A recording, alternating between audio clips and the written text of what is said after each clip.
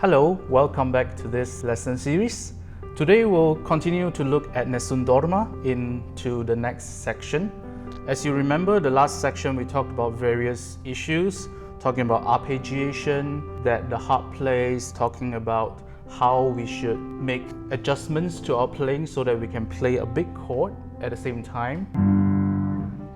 And we also talked a little bit about pizzicatos.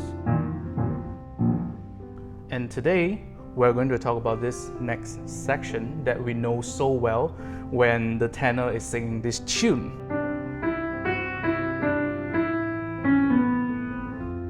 That we all know very well from many performances of this aria. So one thing that I like to do today is to look at the full score in a different way. So we try to survey, what I call surveying the full score, looking at the general texture of the sound. So last time we stopped here. So today we're going to look from this section onwards. And what we can see is a lot of sustained stuff. So we have the strings playing all these melodies. And then this is the bassoon also playing some of those melodies, but we can see that in general everything is very sustained.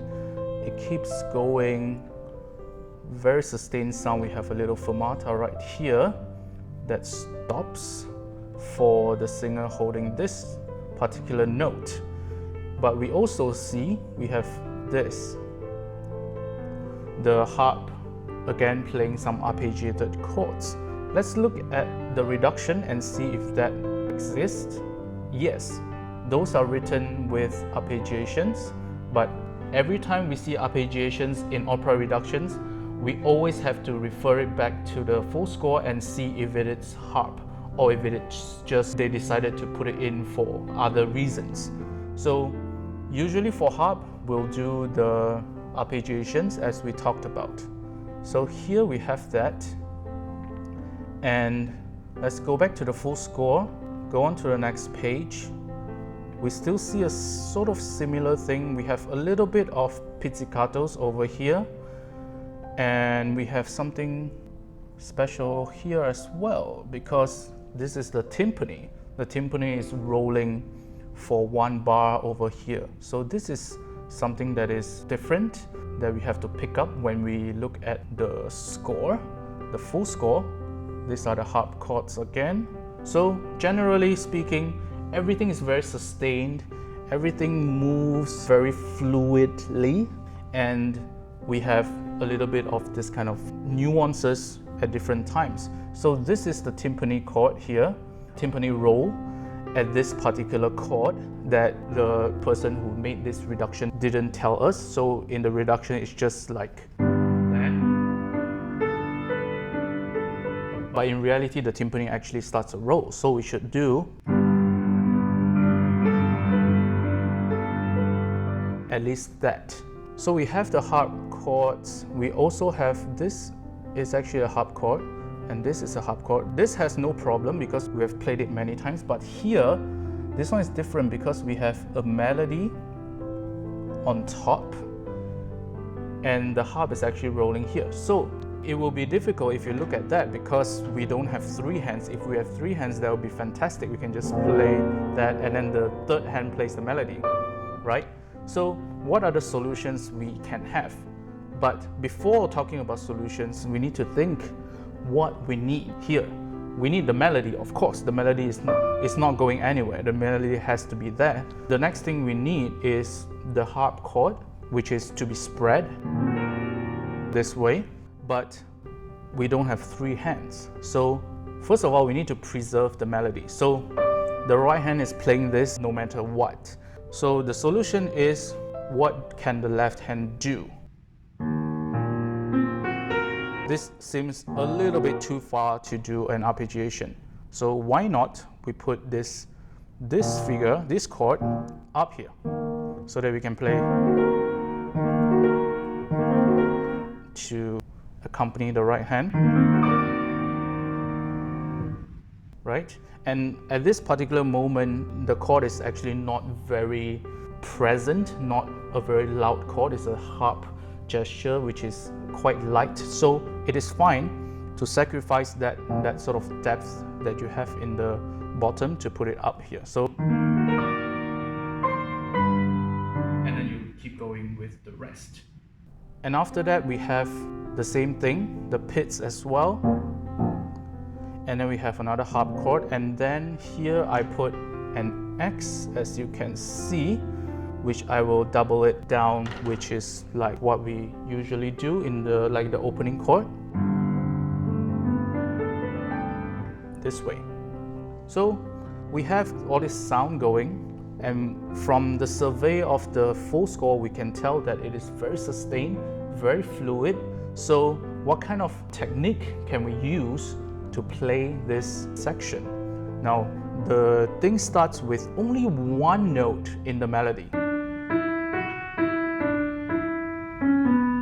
Usually what is good for the piano is the melody which is played by octave.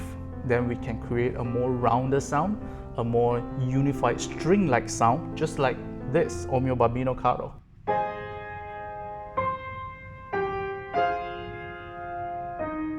If it is octave, it will be very nice.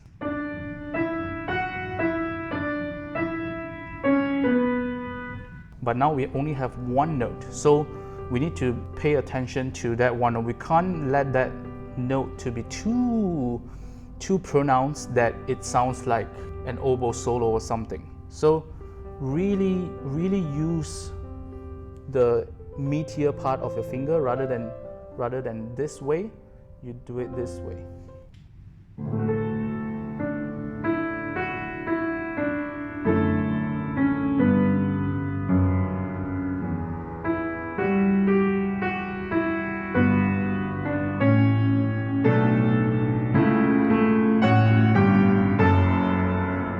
And you might have noticed that at this moment, this as well, this and this, I actually double the bottom this way,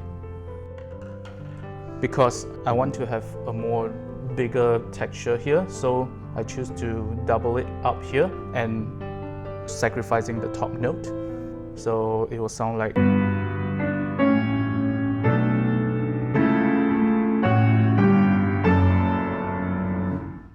And I also want to bring your attention to this particular moment that I'm going to circle here. Now this is a tight note. Tight note is particularly tricky for pianists because of the nature of this instrument. When we play a note, it naturally dies away. So the second bar of the note that is tied has already lost probably 40% to 60% of the volume already. One thing that also happens in this same opera is the aria by Liu. As you can see on the score, the woodwind actually starts by playing a chord and then they sustain it, okay? And it is a very slow aria. So if we play it on the piano,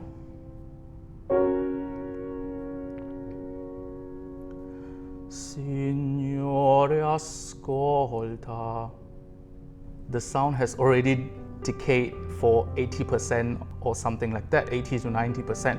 So what do we do here? Should we restrike the note? If we restrike the note, it means that we are actually adding another impulse to the restrike of the chord, but we are actually producing some support, some volume to the singer, or we just hold it just like how the orchestra holds, but we know that the piano actually decays, so the singer won't actually hear any sound left. So which one do you choose? Choose your sins. So what I do is I try to restrike so that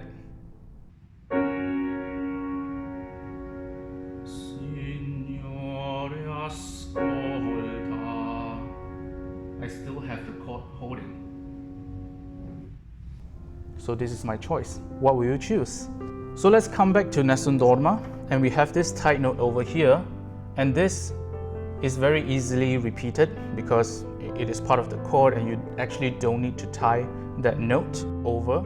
So instead of only playing a bass note, keep playing that note, so that we can still have more sound in it. So putting all things together, we have something like this. This is also a harp chord to start, and then sustained sound,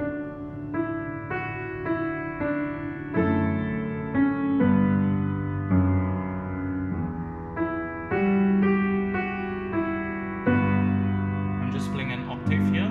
I'm not playing, I'm not trying to make it like a piano piece.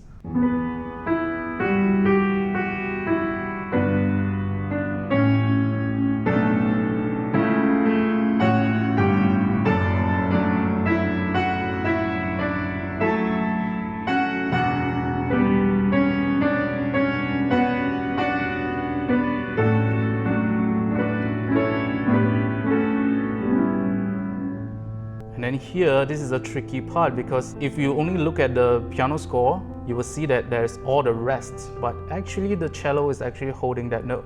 So we have to hold that note.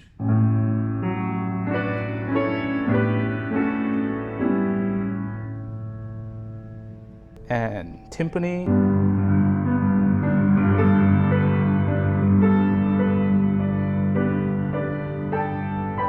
The left hand.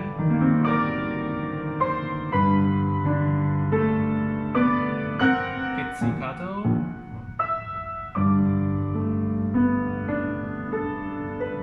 harp, and full chord.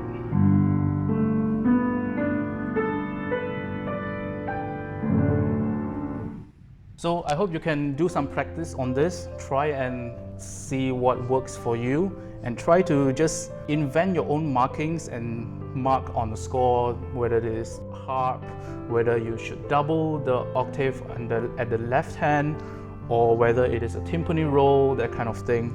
So to make sure that you always do that and take your eyes off the exact note that you play, so that you create a more orchestral sound.